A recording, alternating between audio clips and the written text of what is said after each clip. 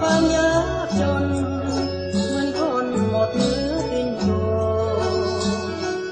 บ้านที่ก็ถูกน้ำท่วมเหมือนกันที่ประจวบคีรีขันธ์เหมือนกันไปทุกครอบครัว